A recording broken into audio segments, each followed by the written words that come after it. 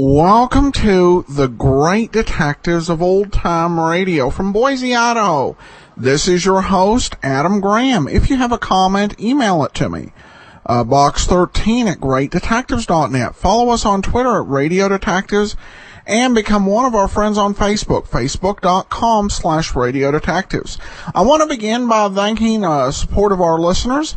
Among those, I want to say thank you to Carrie, and to Paul, and to Dale. I hope I'm pronouncing that correctly. Thank you so much for your support. We'll send along access to our premium site, as well as any extras that we were offering during the listener support campaign. You can support the show at support.greatdetectives.net. All right, well, now it's time to wrap up the Clinton matter. And then after that, we'll introduce you to Dr. Tim Detective. But here now is the Clinton matter, Part 5. From Hollywood, it's time now for... Johnny Dollar. Toby O'Brien, Johnny. Heard you had a run-in with Sheriff Doherty. They say you gave him till sundown to resign his office. Yeah, I don't think he will, though. He'll have to do something close to it. I got some information on Richard Hobb, the building inspector who was murdered. Yeah? Hobb deposited $20,000 in the bank last year. What's that? Now, wait. Hobb's salary as city building inspector was $7,500 per annum. The $20,000 went in 4 $5,000 deposits. Holy. And now, wait, there's more. Those deposit dates coincide with OKs Hobb made on the school building. He was paid off after each inspection. Johnny, we got it on paper. We got some other things on paper, too, Toby. Hold on. Keep digging.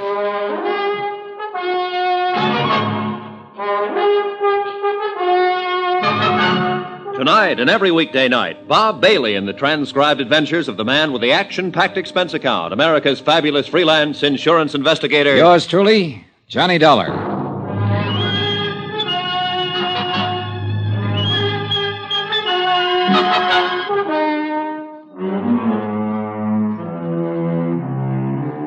Expense account submitted by Special Investigator Johnny Dollar. Location, Clinton, Colorado.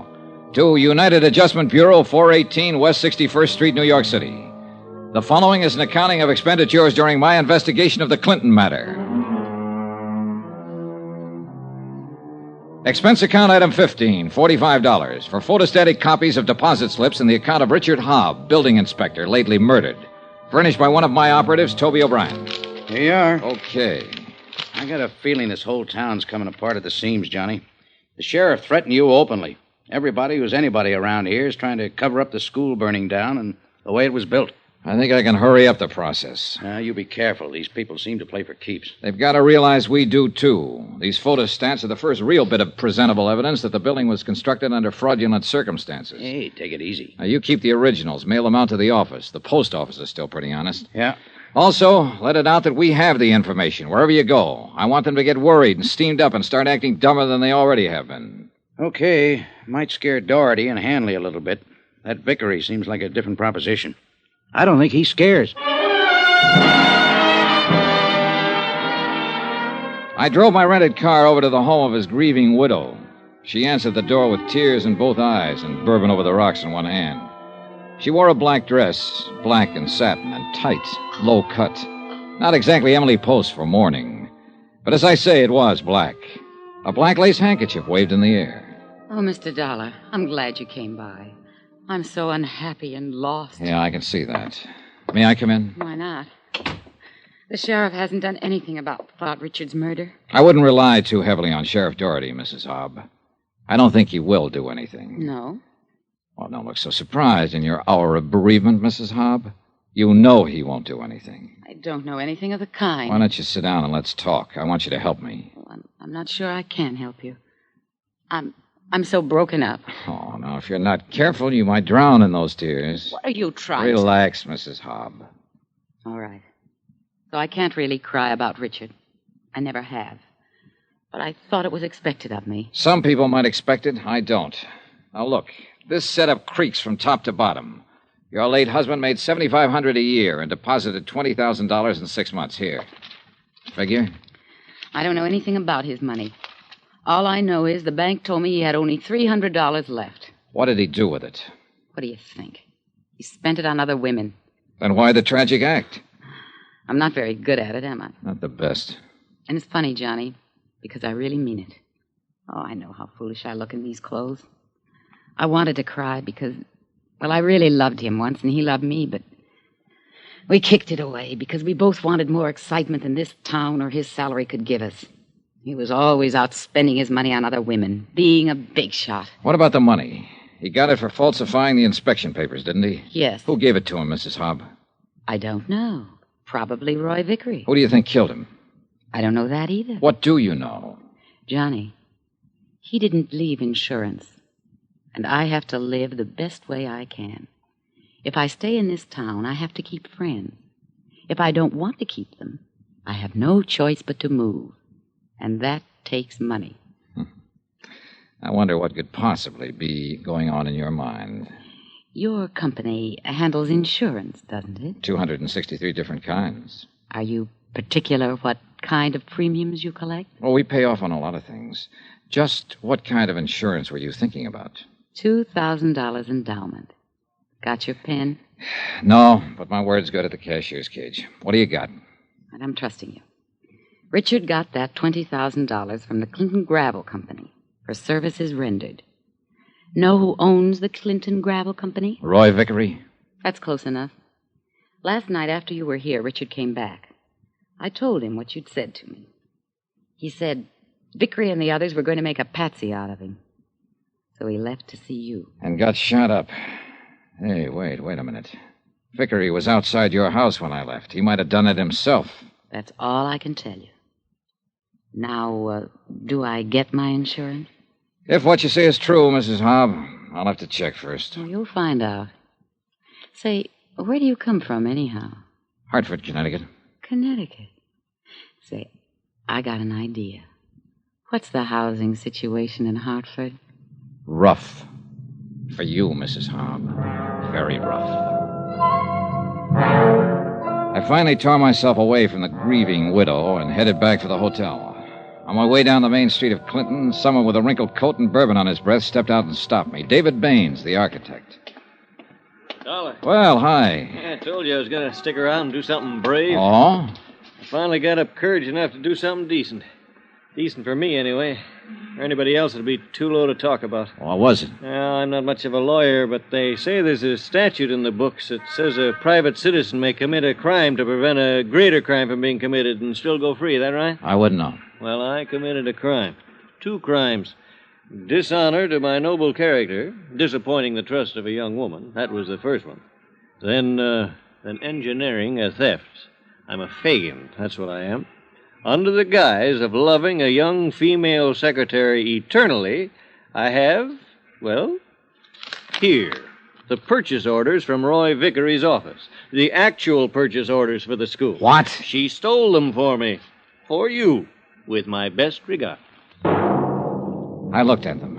They were as advertised. Purchase orders complete down to the last 10-penny nail.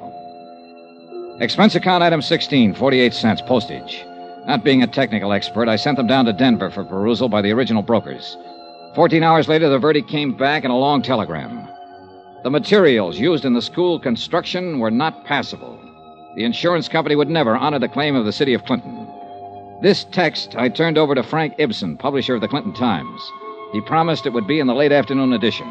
There were other developments. Toby O'Brien again. Yeah, Toby. We located 2 witnesses to the Hobb shooting. Vickery put Hobb out of the way himself. Get their statements and get them on a train to Denver right away. Right. Then you better gather up the rest of the boys and come over here. Right.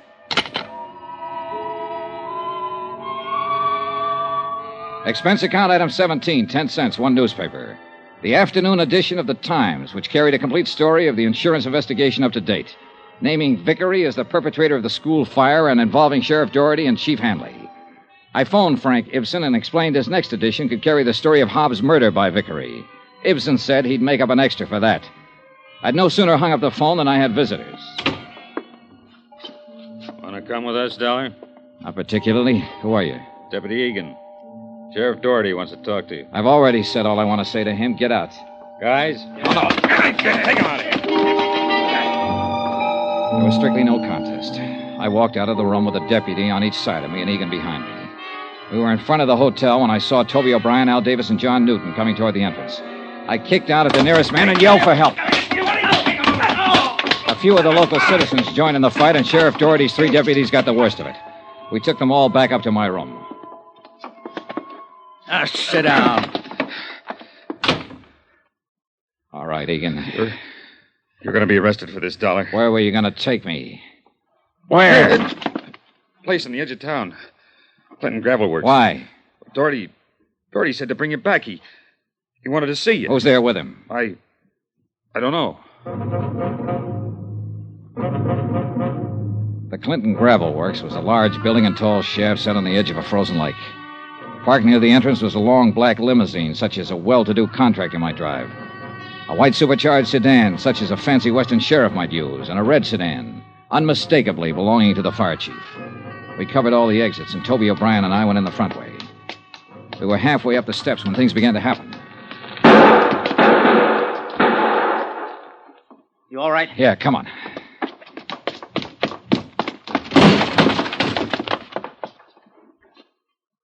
Wow. Hello, Dollar. All right, lie still, Vickery. I stayed still for you too long. I should have put you out of the way. The same as you put Hobb out of the way. Better.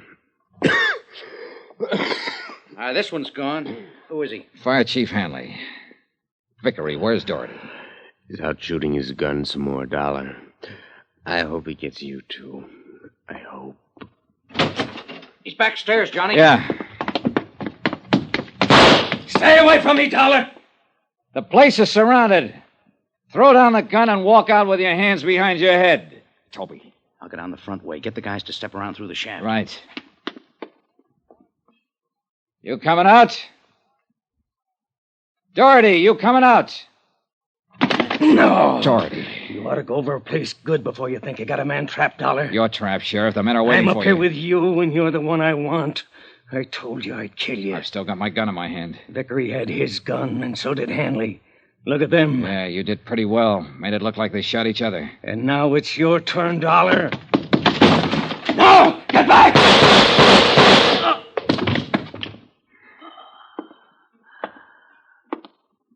Okay, Johnny? Yeah, just a nick. Hey, get a doctor, will you? Yes, sure. Well, Sheriff? I guess I kind of forgot some. Yeah, what's that? The part about the falling out among thieves, Dollar. That was Sheriff Doherty's last statement. He died on his way to the hospital. Roy Vickery recovered and was arraigned on charges of murder, conspiracy, 28 counts all told. Chief Hanley was dead. Expense account item 18, $62, board and room. Item 19, $58, miscellaneous. Item 20, $164, transportation back to Hartford. Total expense account, $2,385.03. Yours truly, Johnny Dollar.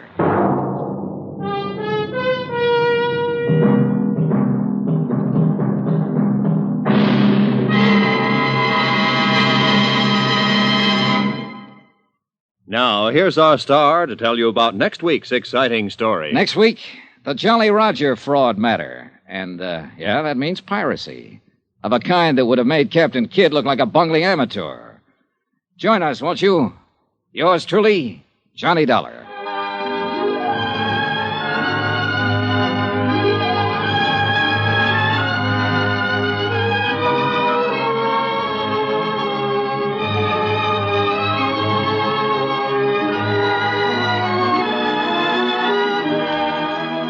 Yours truly, Johnny Dollar, starring Bob Bailey, is transcribed in Hollywood. Written by John Dawson, it is produced and directed by Jack Johnstone. Heard in this week's cast were Jeanette Nolan, Lucille Meredith, Carlton Young, Herb Ellis, Jack Petruzzi, Bob Bruce, Herb Butterfield, Paul Richards, Edgar Barrier, Russell Thorson, Jack Moyles, and Frank Gerstle. Musical supervision by Amerigo Marino. Be sure to join us on Monday night, same time and station, for another exciting story of yours truly, Johnny Dollar. Roy Rowan speaking.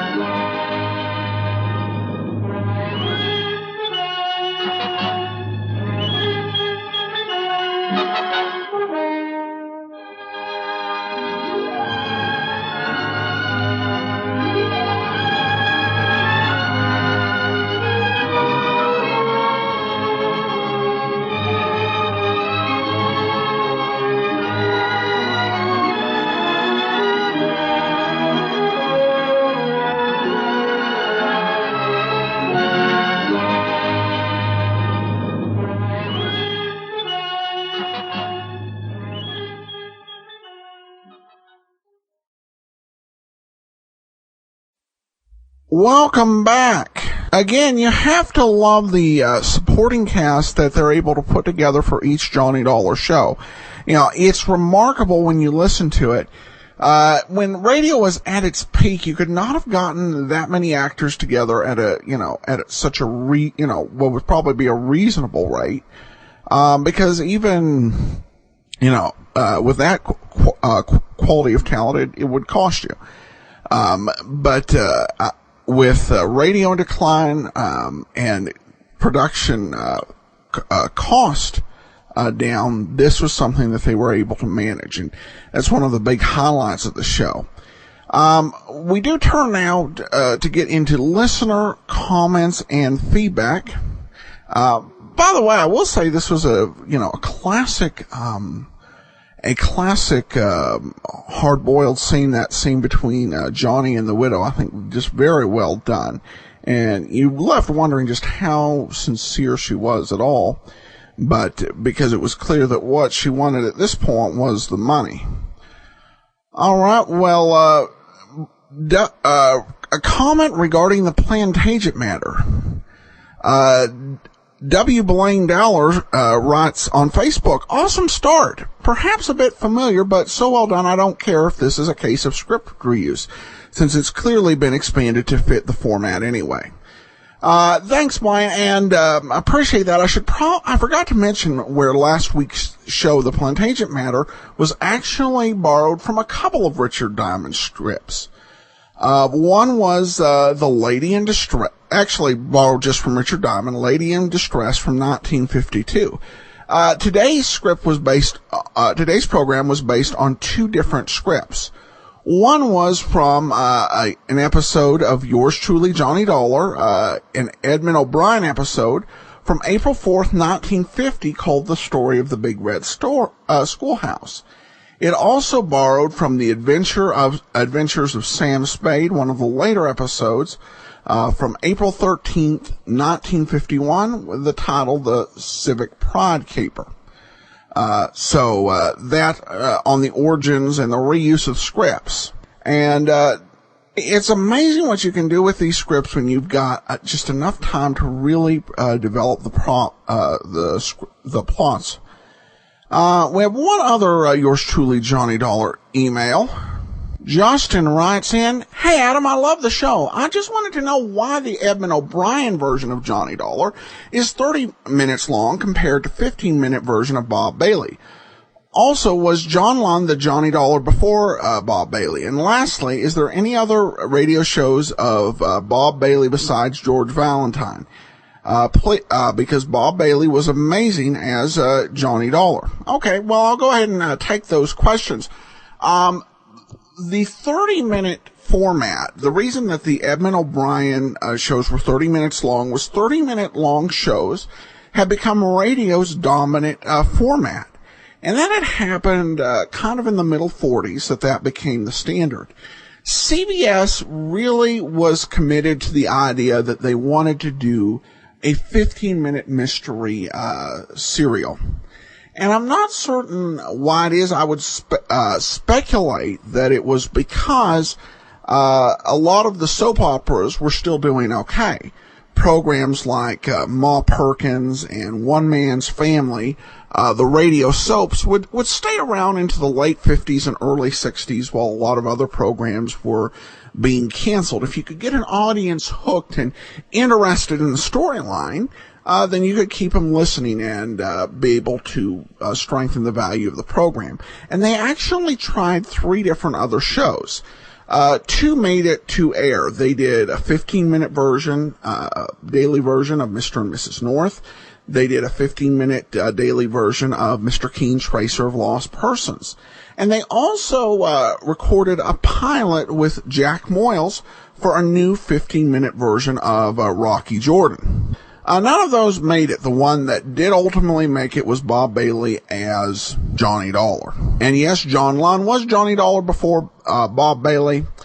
And there was not any radio show that Bob Bailey starred in regularly other than Let George Do It as George Valentine.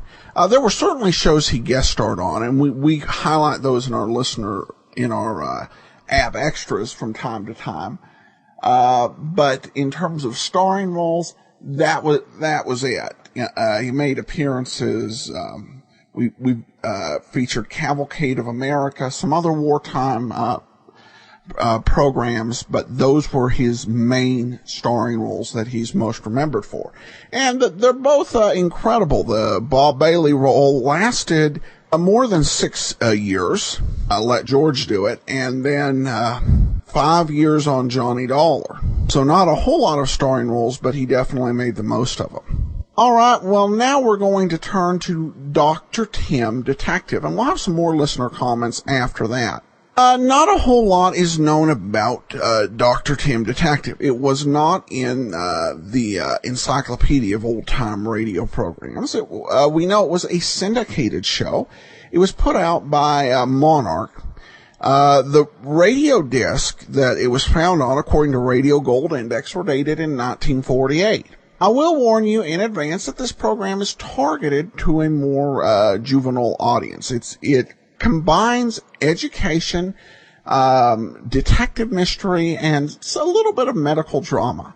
I find it a fun package. I know some listeners may not enjoy something that's got a more juvenile tint, but just be advised. So we're going to go ahead and present today's episode of Dr. Tim, and this is the 3rd of 13 episodes in the set. The title is The Mystery of the Guest in Number 2.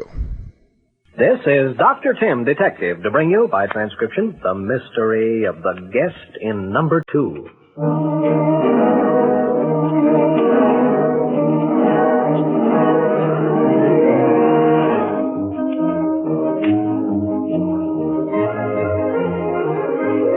Being a combination of doctor and detective gets pretty rugged sometimes, and this was one of those times, all right. The Guest in Number 2, we called him. Jill, that's my landlady's daughter, first called him to my attention. Mom just rented number 2. You know, the room up on the 2nd floor. To the doggonedest guy. I remember you thought I was the doggonedest guy when I moved in here and set up a laboratory for crime detection and medical work. Well, but Sandy thinks so too, don't you, Sandy? Yeah, I think maybe he's a criminal in hiding. I'm afraid you kids have developed unnatural suspicions from helping me out with some of my cases. Well, anybody that says his name is Jones is in. Oh, now look. Some people really are named Jones. Several 100,000 of them, I presume, and... yeah, but if that's his name, then why are all his suitcases marked with RWM? Sure, every one of them, stamped in gold letters. None of our business, kids. Boy, your mother'd skin you alive, Jill, if she knew you were prying into the luggage of a paying customer. And as for you, Master Sandy, it might be smart for you to confine your detective work to your own premises and not in other people's houses, right? Right. Oh, okay, I guess. But I still think that it's darn pretty.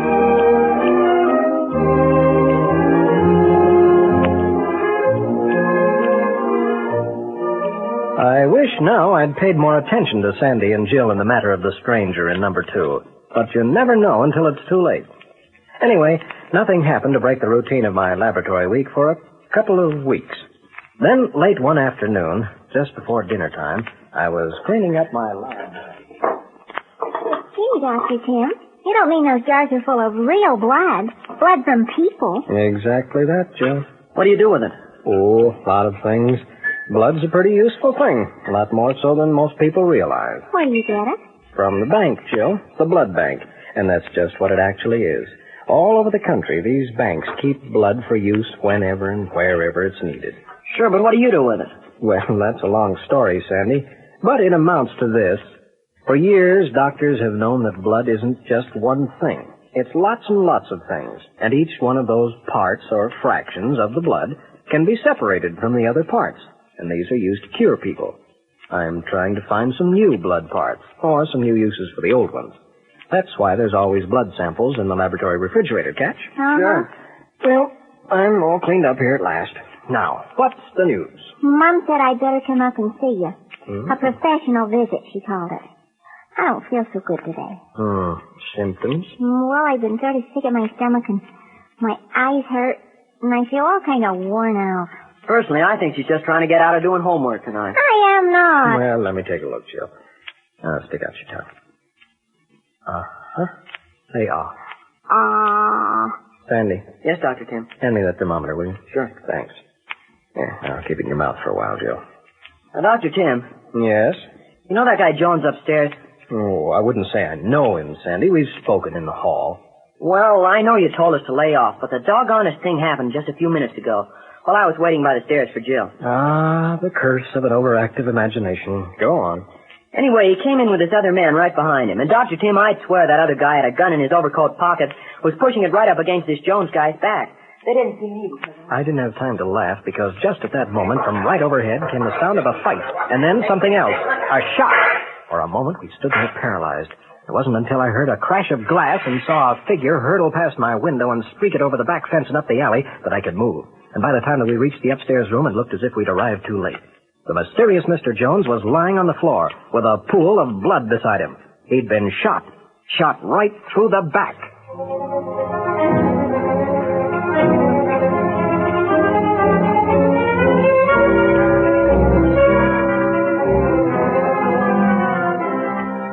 Looking back on it afterwards, I don't know what I'd have done without those kids. There wasn't anybody else in the house, and if I ever needed 6 hands, I needed them then. Sick as she was, Jill just gulped and said, Holy gee. Is he dead? He wasn't quite, but it was a matter of moments. Gunshot wounds can be pretty nasty. Where there's loss of blood, you always have shock to contend with, and shock can be mighty serious in itself. Sandy didn't have to be told. In a flash, he was downstairs and back with my medical bag. One word to Jill, the word police, sent her flying to a telephone, and I knew an ambulance and help would be on the way at once. Meantime, the mysterious Mr. Jones was in the hands of God and a doctor. I hoped I was a good doctor. I remember asking God to help me out on that score. Jones was dying, fast. Then I remembered that blood in my laboratory.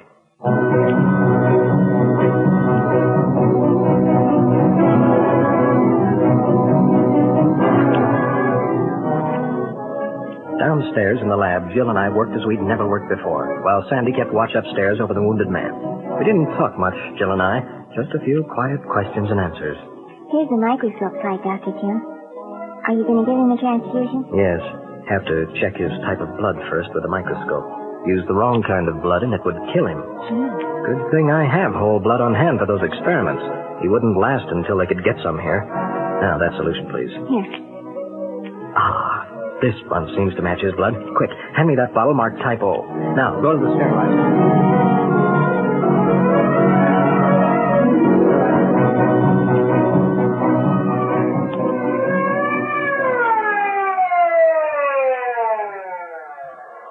"20 minutes later, the ambulance arrived. 2 squad cars and a dozen or so police were scouring the neighborhood for some trace of the man who had tried to murder the mysterious Mr. Jones. And as for Jones, that blood had saved his life, had replaced the vital fluid, the blood cells, and all the other chemical elements so necessary to keeping the life of a man going. Jones was still unconscious, of course, and would be for a long time yet. His condition was so serious that he couldn't even be moved to a hospital. It would have meant sure death from more loss of blood and shock. The case was out of my hands now, but I'd done my best, and I hoped my best was good enough. I sank down weakly in a chair in my laboratory. And it wasn't until I noticed Sandy and Jill, big-eyed and bursting with excitement, that I remembered the other side of the affair. Who had shot Jones and why? Maybe I could help there, too. But one look at Jill, and I knew her heart was going to be broken. For this was one case where she was going to be out of the running. I spoke quietly. Jill. Yes, Dr. Tim? You're going to bed. Oh, Dr. Tim! Hate to do it to you, old girl, but you remember that little examination we were making? Oh, yes, but... As your doctor, madam, I order you to bed. You have measles.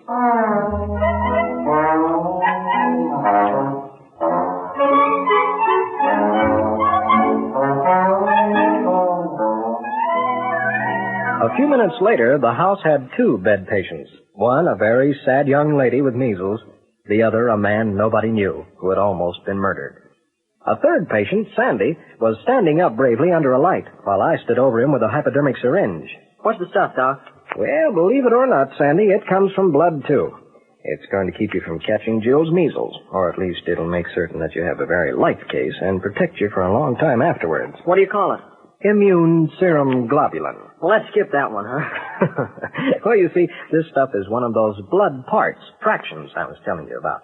When you take blood from people who have had measles and separate it into its parts, this globulin... Hey, how do you spell that one?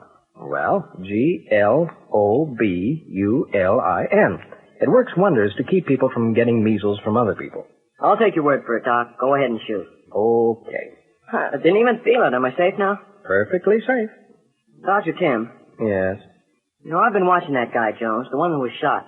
I can tell you something about him. What? He's loony. You know what he does? No. He collects rocks, believe it or not. Just common old rocks. Well, that's a harmless pastime. Sure got him in a mess of trouble. Maybe you've got a point there, Sandy. But why would anybody shoot a man for collecting rocks? Unless they were gold or something. Whoever shot him was after those rocks, all right. When you left me alone with Mr. Jones in the room upstairs, I sort of noticed that several of his suitcases had been busted open. There were rocks with labels on them scattered all over the room. I'd sure like to know why.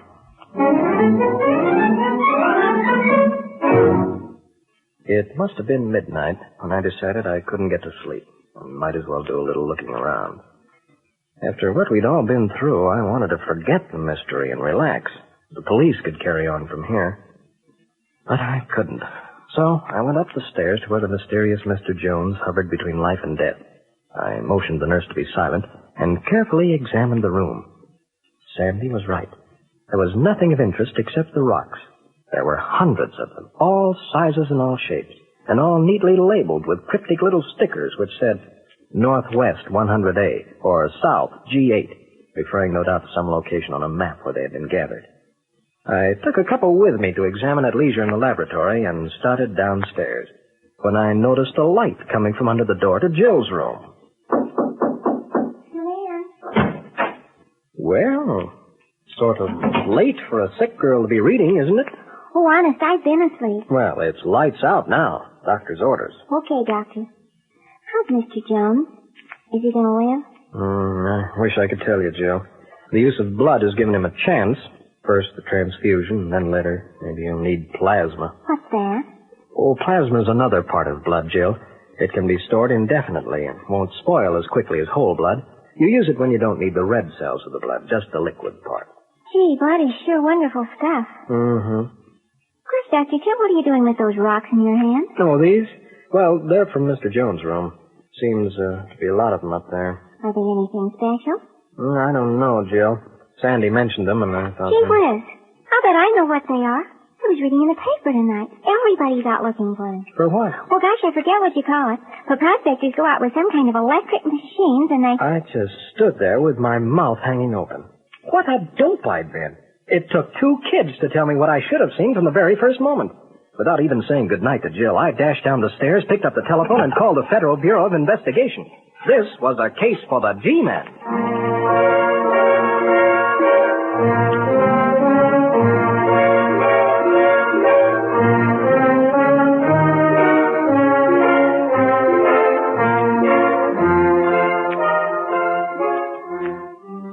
It took a couple of weeks before the case was cleared up.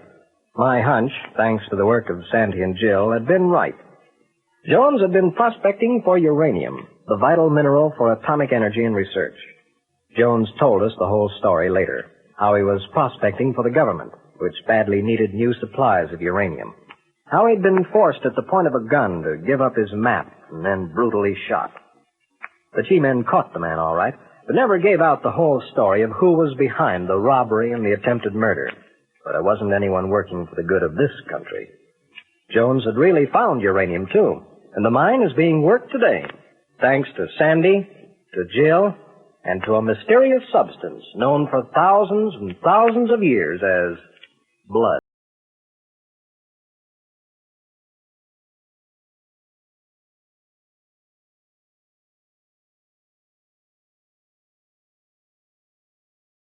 Dr. Tim, Detective, saying so long until next week at this same time, when Sandy, Jill, and I will dip into my casebook and bring out a brand new transcribed story.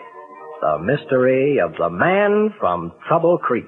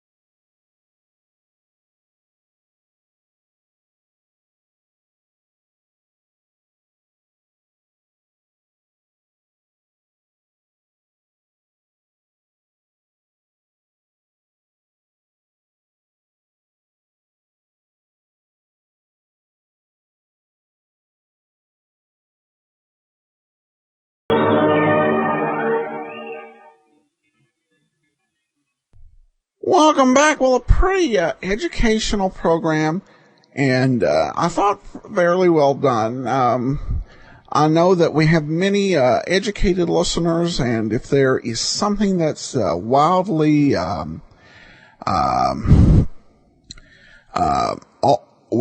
inaccurate, I'll certainly be glad to hear any objections or corrections, but it sounded, just worked in a lot of lessons through the course of the dialogue and through the story. And a little bit of the Cold War at the end, so nicely done. All right, listener comments and feedback continue. This from Kerry, who writes on his donation. Thanks so much. I know this isn't much in return for the great enjoyment I get from your podcast. Well, it's truly appreciated.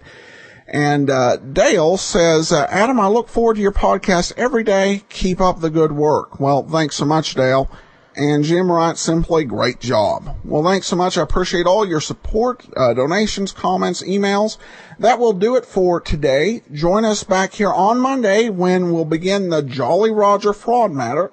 And next Friday, we'll have another episode of Dr. Tim. And tomorrow, tune in for the lineup. In the meantime, send your comments to box13 at greatdetectives.net. Follow us on Twitter, Radio Detectives, and become one of our friends on Facebook.